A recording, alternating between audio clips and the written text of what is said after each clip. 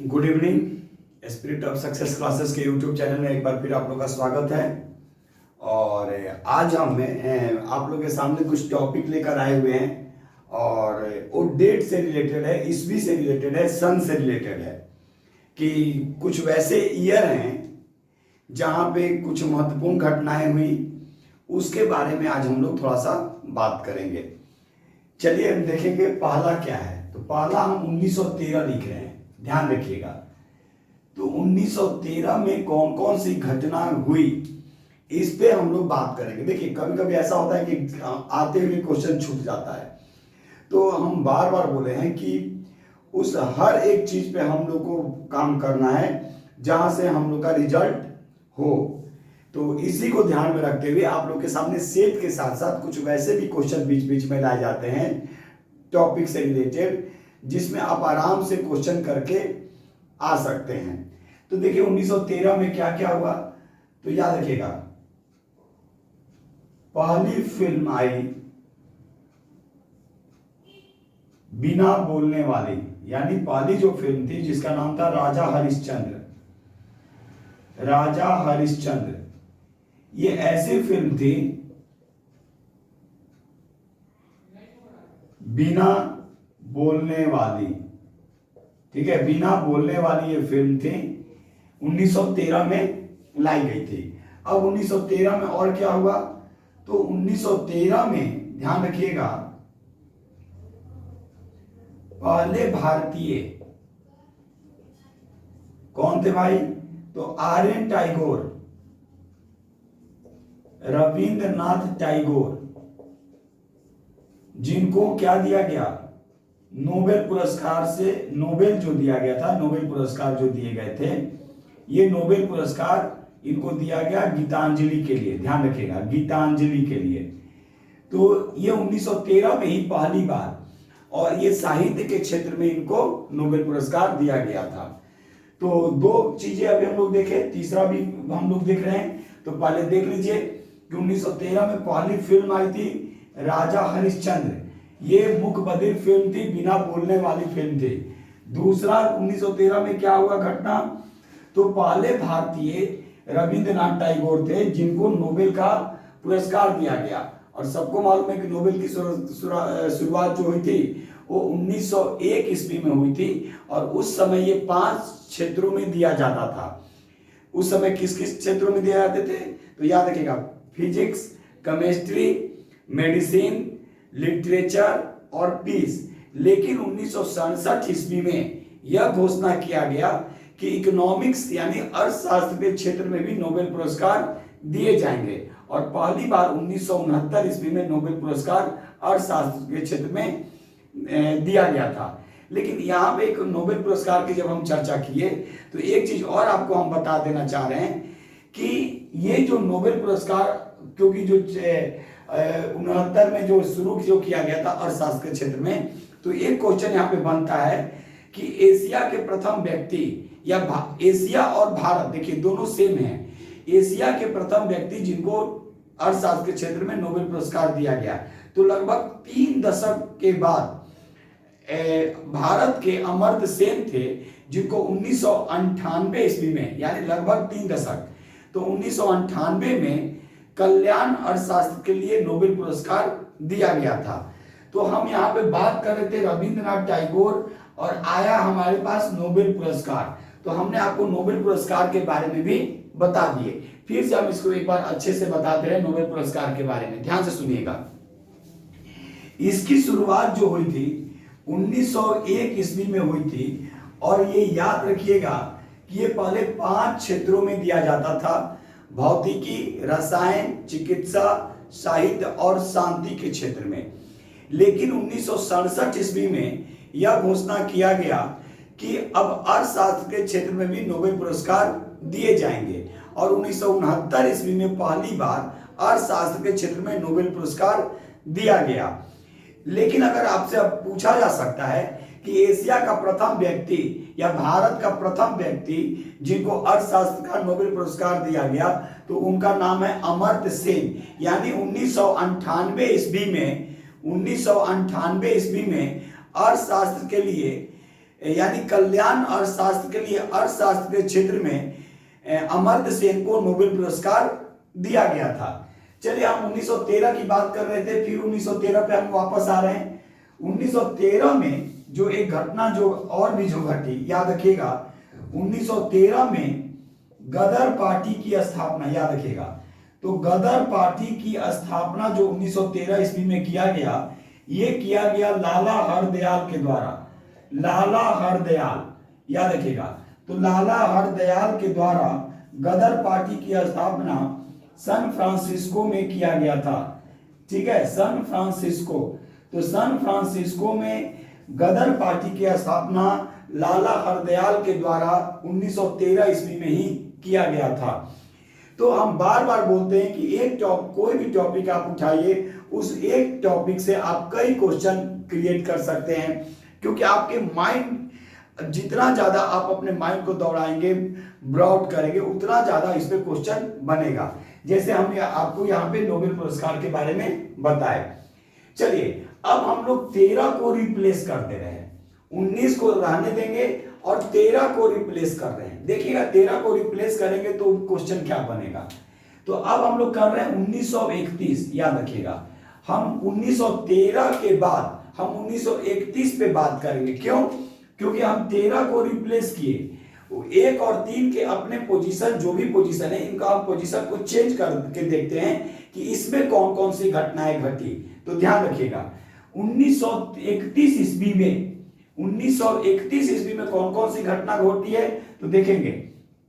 सबसे पहले 27 फरवरी 1931, याद रखिएगा 27 फरवरी 1931 ईस्वी को चंद्रशेखर आजाद की शहादत, याद रखिएगा चंद्रशेखर आजाद की शहादत।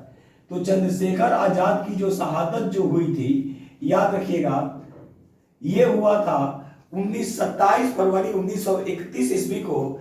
अंग्रेजों के साथ संघर्ष जो हुआ उसमें उन्होंने खुद को, अपने आप को उन्होंने शूट आउट, गोली मार ली और शहीद हो गए। ठीक है, ये अल्फ्रेड पार्क में हुआ था और अल्फ्रेड पार्क इलाहाबाद में है। उसके बाद देखेंगे 5 मार्च, याद रखिएगा 5 मार्च 1931। अब ये 5 मार्च 1931 ईस्वी को क्या हुआ, तो 5 मार्च 1931 ईस्वी को गांधी इरविन समझौता होता है दिल्ली में। ठीक है, उस समय भारत के जो वायसराय थे लॉर्ड इरविन थे, और लॉर्ड इरविन और गांधी के बीच एक समझौता होता है दिल्ली में, जिसको दिल्ली समझौता या फिर गांधी इरविन समझौता के नाम से जाना जाता है। ये हुआ था 5 मार्च 1931 ईस्वी को, याद रखिएगा। थोड़ा सा और इसमें हम बात कर रहे हैं। गांधी इरविन को 2 महात्माओं की संज्ञा सरोजिनी नायडू के द्वारा ही दिया गया था, याद रखिएगा। यानी 5 मार्च 1931 ईस्वी को गांधी इरविन समझौते होते हैं और 2 महात्माओं की संज्ञा, गांधी और इरविन, ये 2 महात्मा हैं, इसकी संज्ञा सरोजिनी नायडू के द्वारा दिया गया था। आगे बढ़ते हैं। अब देखेंगे 23 मार्च 1931, याद रखिएगा 23 मार्च 1931 ईस्वी को भगत सिंह, राजगुरु और सुखदेव को फांसी की सजा दी जाती है, याद रखिएगा। भगत सिंह, राजगुरु और सुखदेव को फांसी की सजा 23 मार्च 1931 ईस्वी को दी जाती है। अब भगत सिंह को फांसी की सजा सुनाने वाला कभी कभी पूछ देता है जज कि जब भगत सिंह को फांसी की सजा सुनाने वाले जज का नाम क्या था, न्यायाधीश कौन थे। तो याद रखिएगा न्यायाधीश जो था वो था जेसी हिल्टन, यानी जेसी हिल्टन के द्वारा ही भगत सिंह को फांसी की सजा सुनाई गई थी। चलिए आगे हम बात कर रहे हैं, ध्यान रखेंगे। अभी हम लोग 31 पे ही बात कर रहे हैं, इसको इरेज करते रहे।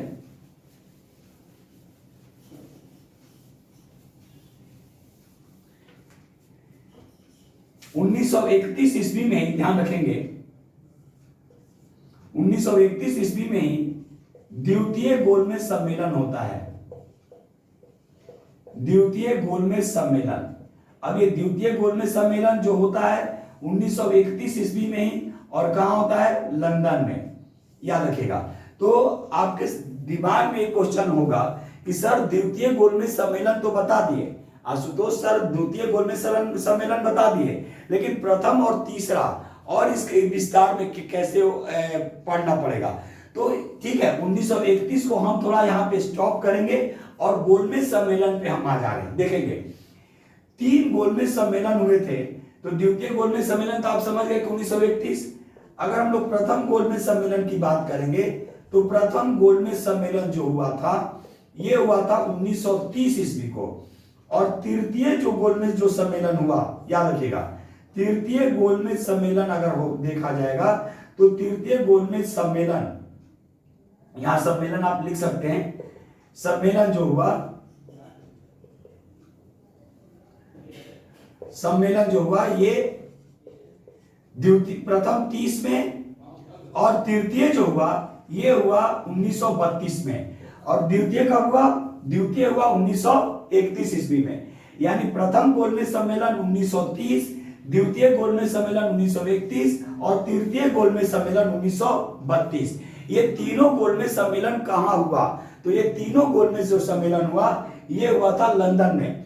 ठीक है, देखिए हम वैसा ही टॉपिक उठाते हैं जिससे मैक्सिमम क्वेश्चन, एक टॉपिक पे हम लोग को नहीं रहना है, आप ऐसे कनेक्टिविटी करके पढ़ेंगे, आपका रिजल्ट होना है एक जगह इकट्ठा। और हम बहुत जल्द आप लोगों को फिर अभी पीडीएफ भी हम आपको प्रोवाइड करवाएंगे। अभी हम पीडीएफ कुछ रीजन से नहीं कर पाते हैं, ठीक है, तो पीडीएफ भी आप लोग के सामने जाएगा। तो लेकिन पीडीएफ में वो बस थोड़ा सा रहेगा, लेकिन वीडियो जो में हमारा जो रहेगा उसमें पूरे विस्तार से बताए जाएंगे। जैसे अभी हम बता रहे हैं, हम 1931 पे थे, और लेकिन 1931 में जहां गोलमेज सम्मेलन आया तो वहां पे हम लोग गोलमेज सम्मेलन की भी चर्चा किए। जैसे रविंद्रनाथ टैगोर को नोबेल पुरस्कार दिया गया, तो हम रविंद्रनाथ टैगोर के बारे में विस्तार से नहीं बात किए, विस्तार से बात करते तो वीडियो काफी लंबा हो जाता। तो उसमें हमने छोटा सा ले लिया नोबेल पुरस्कार, और नोबेल पुरस्कार को हमने ब्रीफ में आपको बताया। और आप याद रखिएगा कि आप जब भी आप एग्जाम देने जाइए नोबेल पुरस्कार को करंट में याद करके जाइए कि किसको दिया गया। ठीक उसी तरह हमने यहाँ पे गोलमेज सम्मेलन को लिया कि 1931 में गोलमेज, द्वितीय गोलमेज सम्मेलन, क्योंकि 1931 की घटना हम बता रहे थे, तो द्वितीय जो गोलमेज सम्मेलन हुआ 1931 में। तो अब फिर सब देखिए कि प्रथम गोलमेज सम्मेलन 1930, द्वितीय गोलमेज सम्मेलन 1931 और तृतीय गोलमेज सम्मेलन 1932। अब ये तीनों गोलमेज सम्मेलन कहां हुआ? तो ये तीनों जो गोलमेज सम्मेलन हुआ ये लंदन में हुआ। कभी कभी पूछ देगा कि तीनों गोलमेज सम्मेलन में भाग लेने वाले भारतीय कौन थे? तो याद रखिएगा तीनों गोलमेज सम्मेलन में भाग लेने वाले भारतीय थे B.R. अम्बेडकर, यानी डॉक्टर भीमराव अंबेडकर। लेकिन अगर आपसे ये क्वेश्चन पूछेगा कि गांधी जी किस गोलमेज सम्मेलन में भाग लिए, याद रखिएगा तो गांधी जी 1931 के द्वितीय गोलमेज सम्मेलन में भाग लिए थे। ये काफी इंपॉर्टेंट क्वेश्चन है, इसको कई तरीके से घुमा के पूछता है कि किस गोलमेज सम्मेलन में गांधी जी भाग लिए, या द्वितीय गोलमेज सम्मेलन में कांग्रेस की तरफ से भाग लेने वाले कौन था? तो द्वितीय गोलमेज सम्मेलन में कांग्रेस की तरफ से भाग लेने वाले गांधी जी थे। तीनों गोलमेज सम्मेलन में भारत की तरफ से भाग लेने वाले कौन थे? तो तीनों गोलमेज सम्मेलन में भारत की तरफ से भाग लेने वाले B.R. अम्बेडकर थे। तीनों गोलमेज सम्मेलन कहां हुआ? तो तीनों गोलमेज सम्मेलन जो हुआ वो लंदन में हुआ। तीनों गोलमेज सम्मेलन के समय ब्रिटेन के प्रधानमंत्री कौन थे? तो तीनों गोलमेज सम्मेलन के समय ब्रिटेन के प्रधानमंत्री रैमजे मैकडोनाल्ड थे। ठीक है, याद रखिए कि पिज्जा वहीं से खाते हैं, तो रैमजे मैकडोनाल्ड थे। चलिए आगे 1931 के बारे में एक और इंपॉर्टेंट है, क्या है कि 1931 ईस्वी में ही पहली बार, याद रखिएगा, पहली बोलती फिल्म आई। याद रखिएगा तो पहली बोलती फिल्म अगर आपसे पूछा जाएगा तो पहली बोलती फिल्म कब आया? तो 1931। यानी मुख्य बधिर फिल्म पूछेगा तो 1913, क्योंकि हमने 13 को ही रिप्लेस किया है। ठीक है, तो पहली बोलती फिल्म आई 1931 ईस्वी में, और इस फिल्म का नाम था आलम आरा। याद रखिएगा आलम आरा। तो ये सभी जो क्वेश्चन हम जो बताते हैं ध्यान रखिएगा, ये एक ऐसे टॉपिक से लिया जाता है जहां से एग्जाम में हमेशा आपको कहीं ना कहीं कभी ना कभी पूछता है। तो हमने क्या क्या देखा उसको एक बार ब्रीफ में हम आपको बता रहे हैं। हमने शुरू किया था 1913, यानी 1913 ईस्वी में क्या क्या हुआ, थोड़ा सा ब्रीफ में आपको हम बता दे रहे हैं। तो 1913 में क्या क्या हुआ? तो 1913 में पहली मुख्य बधिर फिल्म आई जिसका नाम था राजा हरिश्चंद्र। 1913 में गदर पार्टी की स्थापना लाला हरदयाल के द्वारा किया गया सन फ्रांसिस्को में। 1913 ईस्वी में ही साहित्य के लिए नोबेल पुरस्कार दिया गया, जिनका नाम था रविंद्रनाथ टैगोर। ये प्रथम भारतीय व्यक्ति थे जिनको नोबेल पुरस्कार दिया गया। वो पुस्तक की नाम क्या थी? तो गीतांजलि। फिर हमने 13 को रिप्लेस किया, तो 13 को हमने रिप्लेस किया तो आ गया 31। तो 31 में क्या क्या घटना हुई? तो सबसे पहले चंद्रशेखर आजाद की शहादत हुई, उसके बाद 5 मार्च 1931 को गांधी इरविन समझौता हुआ, फिर 23 मार्च 1931 ईस्वी को भगत सिंह, राजगुरु और सुखदेव को फांसी की सजा दी गई, और 1931 ईस्वी में पहली बोलती फिल्म आई जिसका नाम था आलम आरा। और इसका जो भी ब्रांचेज इससे जो निकले हम आपको समझाते गए, जैसे नोबेल पुरस्कार कितने सेक्टर में दिए जाते हैं। फिर जहाँ हाँ एक और चीज था, द्वितीय गोल्डन सम्मेलन का आयोजन लंदन में किया गया, तो उसके बारे में भी आपको विस्तार से बता दिए। तो इस तरह से पढ़ने से कहीं ना कहीं आपके माइंड में हम तो अपने से कोशिश करते हैं कि आप लोगों को ज़्यादा से ज़्यादा बेनिफिट दिया जाए, और आप लोगों को पसंद आ रहा है ना आ रहा है वो आप पे डिपेंड करता है, लेकिन मेरा पूरा प्रयास रहता है कि कुछ नए तरीके से आप लोग के सामने वीडियो रखा जाए। चलिए, तो आज इतना ही, फिर एक नए वीडियो के साथ बहुत जल्द हम आप लोग के सामने मिल रहे हैं। तब तक के लिए जय हिंद, जय भारत।